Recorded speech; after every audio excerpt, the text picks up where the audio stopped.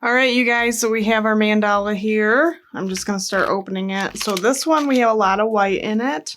So for this tapestry, I'm going to be filling up the bathtub with warm water. And I'm going to be squirting some Dawn dish soap in there and sudsing it around with my hands.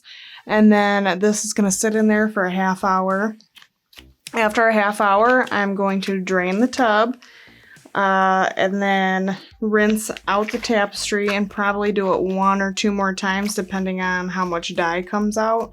That way the white will stay white. That is like the best probably way that I've learned how to do it.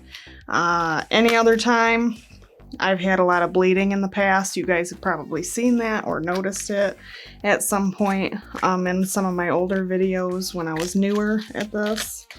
Now though, the Dawn dish soap works really, really well. So that's what I do for anything that I want to try to keep white. So I recommend that for literally anything, t-shirts, whatever.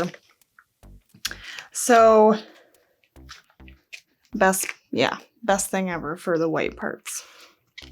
We got Amber Waves and Power Berry. I wanted to use these two together because I thought they would look super good. And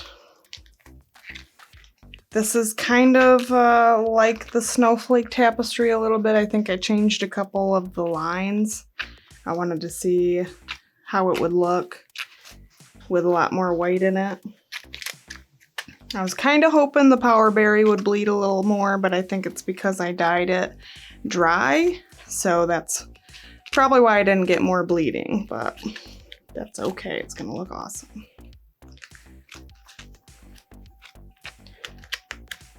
Okay, let's open her up.